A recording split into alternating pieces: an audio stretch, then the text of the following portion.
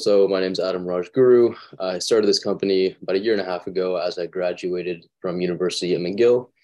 And I actually just flew back here from Bali a couple of days ago. I'm in Vancouver Island, but my heart is in Bali. I visited there 3 years ago, and it inspired this project. As you may well know, there's quite a big sustainability crisis happening with plastic, which we previously touched on today. But it's actually quite a big opportunity as well, because there's an interesting way of producing basically treasure from this trash, which is a route that I've been exploring recently. So there's a thermal process that can be used to transform plastic into high performance diesel, which is kind of the cash cow of the oil industry. And right now there's an interesting shift happening in the oil industry where we're producing a much higher proportion of natural gases than we are crude oil. So this natural gas contains a lot of ethanol, which is actually leans itself to be turned into plastic rather than fuel. So as we do need these band-aid solutions to reduce plastic consumption, down the road, we're actually not going to be able to discourage the market from producing this amount of plastic because it's so ingrained into the oil industry. But with this process, we can actually take the plastic after its use and transform it into this high energy density diesel that we're missing out on right now in the oil industry. So it's quite exciting. And my process is revolving around this new spin on what you might have heard is called pyrolysis, which is using heat to break things down. Our process incorporates organic material into the process. So we mix sort of agricultural scraps with plastic. And we're able to, in this way, not only produce green fuels in a much more efficient way than that has been done before, but we're also producing this organic fertilizer that can be used to heal soil.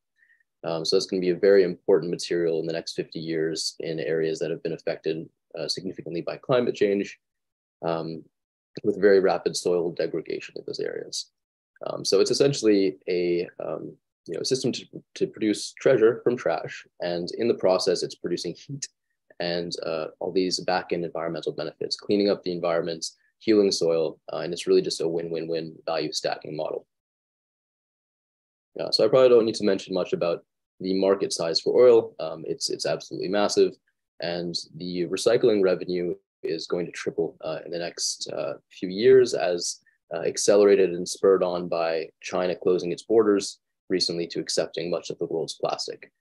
So there's this market window that we see that's, we're also seeing the technology stepping into this market window being ready, and a massive opportunity for a new era of sustainable circular solutions.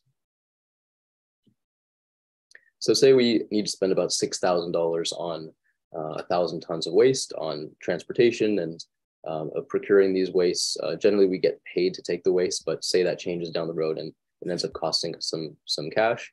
We're actually able to 11x the value of that trash by unlocking the energy in this material. So it might sound like magic, but it's essentially just using a bit of activation energy and some chemistry and a bit of wizardry and producing these very useful fuels that we can then transport and use for for our civilization. Using electricity for everything just isn't feasible. We have lots of machines that use liquid fuel, and we're running out of liquid fossil fuels. So this is a way of being good stewards to the earth, not only cleaning up the plastic, but extending the use of this liquid fuel that we have a very limited amount of. 1 minute, Warden. Thank you.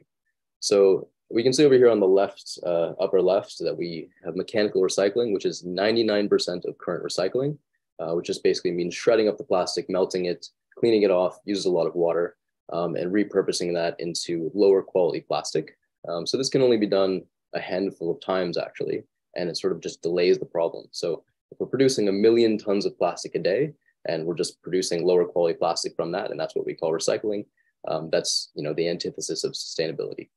So over on the right-hand side, we have pyrolysis, which is much more profitable than things like gasification or incineration, where you're just burning the plastic for very relatively little amount of energy. And then up here, we've got Reviv, which is the next generation of pyrolysis. So big look on the business model. We basically spend a little bit of money, produce a lot of value. and the team is growing. We're actually positioning ourselves for a new project in Indonesia right now, so things are a bit up in the air with this current process and ask. Time is up. Cool. All right, looking forward to your questions. Thanks for presenting. So just quickly, while I'm bringing in people, bringing in our panelists, do you want to share a little bit more about the team? For sure. So this actually began with myself and some partners at McGill. I kind of pivoted my degree into the technological entrepreneurship space in my final semester, connected with some really good mentors there, and had a really kind of lucky introduction to my first investor over at McGill as well, who's been, I kind of knew of him through some friends, and he was kind of this mythic figure that I now work with every day, and it's been exciting.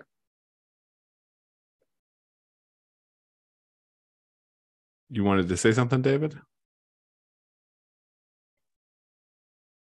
No, I was just stretching myself, but I mean, while I'm called, would have loved to hear a little bit more about that business model. I think we didn't quite have enough time. Could I just get an example of some of your most common or best customers? Yeah, so it's been more of a fundraising year of getting the funds for the first facility. I don't have any current customers, but the tech partners that I'm working with in India now have shown their oil product to just about every big oil company, and it's not a matter of is this good enough oil? It's just a matter of how much can we get, because it's actually much higher quality oil than you can get from crude oil, kind of pre-refined in a way. Who owns that IP? You said you made it sound like it's someone else.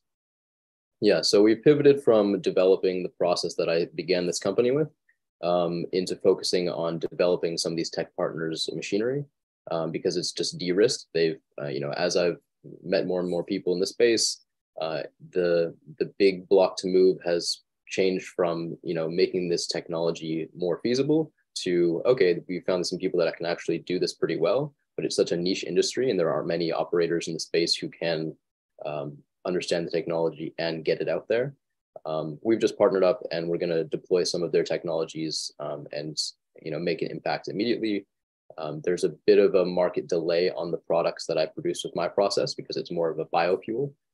So instead of waiting to overcome those roadblocks, we're going to do them sort of concurrently. We're going to keep the research company in Canada to develop that pilot scale project into commercial, and then we're going to be developing the Indonesian project alongside that, which is technologically de-risked. Seems like a lot of distraction to go to different jurisdictions, different regions, different technologies. How do you think about focus? Good question. I think just compartmentalizing it, doing it one leg at a time. There's a decent lead time on projects when we're setting up a facility, and we've got lots of people interested in Canada.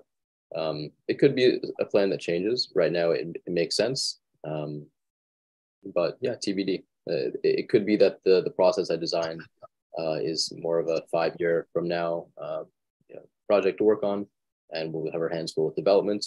But I think that's a good problem to have.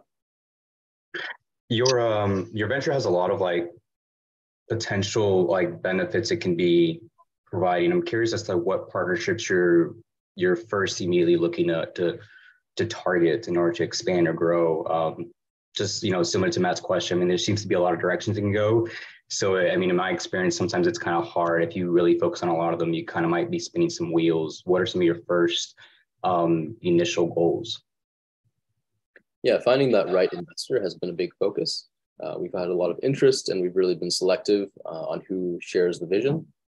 So we were pursuing a project for Azores, Portugal, with an investor who was very big in the crypto space, and he had a vision for incorporating kind of the metaverse GameFi space into this to help procure plastic.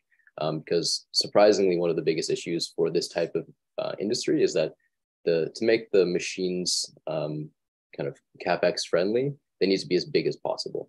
And to make this big as possible, we're dealing with thousands of tons of plastic, which is a scale that's hard to agglomerate. Even though it's 1 million tons produced, it's so dispersed. So we were looking at collecting plastic on the individual level, having people have ways of making money from bringing in plastic. And then he kind of got distracted with the crypto meltdown, and he introduced me to my current investor, who's the chairman of one of these Indian companies that has his kind of finger in lots of different pots of the waste management space. So we're looking at sort of an integrated waste management company where we are able to mine plastic from this alongside mining metals. Zinc oxide might be a cool route for a potential partnership there. But that solves the problem of having to pay people for plastic collection and things like that in the early stages where we don't want to set up that system quite yet. Seeing people who have the funds and also the vision for how big this can be. Adam, when you talk about those funds, you obviously had to go quickly through that slide that talked about what you're actually raising, and I caught 3.5 million, but I didn't really catch details. Curious if you could speak a little bit to what's that going for. It sounds like there's a research thing happening in Canada. There's a scaling of things happening in Indonesia. You just tied in the Azores, which I totally lost where that came from, except for the investor part. But I'm curious, where does that 3.5 million go? What are you doing with it? Yeah, so that was the raise we were looking to fund our first facility with.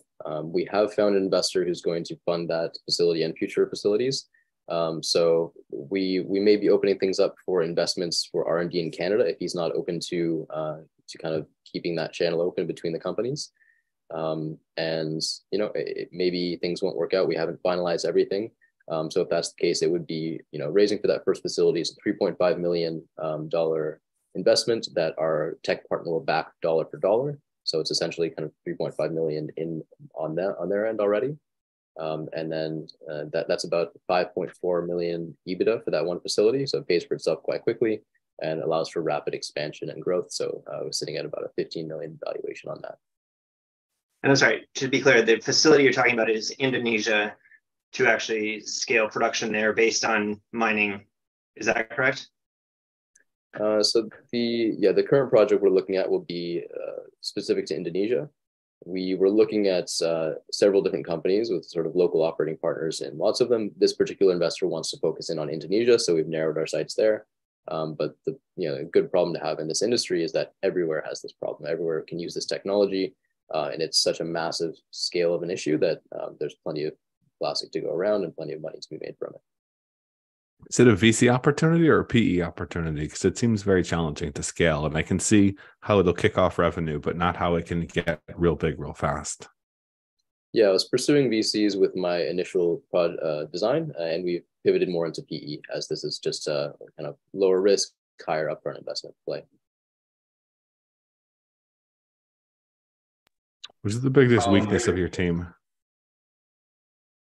I can't speak Indonesian very well yet. I'm working on it.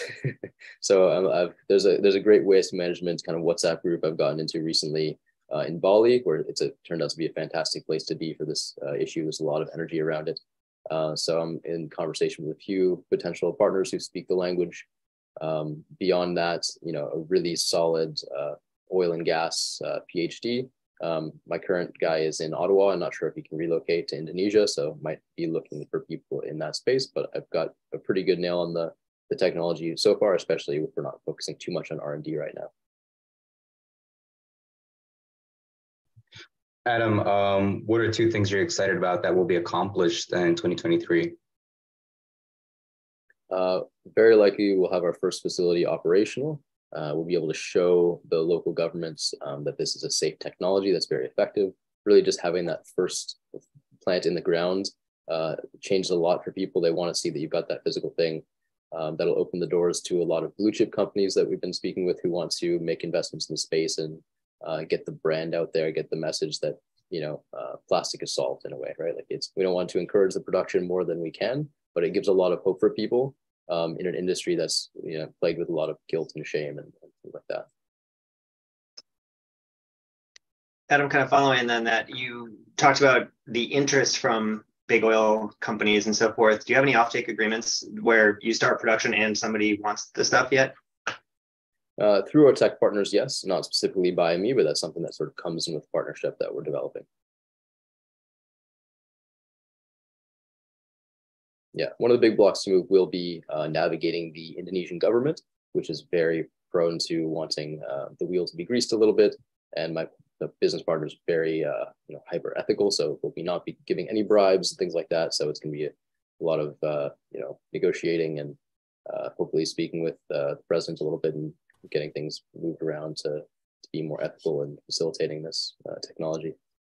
So if you had a lead come in that was looking to raise or looking to support your raise, and they said actually not Indonesia due to the technicalities and complications you just mentioned, are you open to that pivot, or is it Indonesia is where we're headed because you've got this other investor? Yeah, I would open the discussion there. It's nice to have other offers on the table, even though we still have a few. This is a gentleman who I work with for free, so it's just that really good partnership. But it's nice to keep the conversation open for future developments, and in about 5 years we're going to be looking to start merging a lot of these companies that are popping up and assimilating them. So we could potentially hand off some technology to another partner who wants to work with that individual and things like that. So yeah, lots of work to be done. Can you hand off that technology if you don't own that technology, though? It made it sound like you were licensing the technology and then rolling it out. Yeah, it's a possibility for sure. The partners are open to it. Anyone in this space recognizes how much plastic is out there, and the people I've been working with are sort of unified in this mission for global sustainability rather than greed. So they'd be open to it, and there's other people I could connect them to if not. I don't mean that so much as you would be the middleman in that situation. Or okay.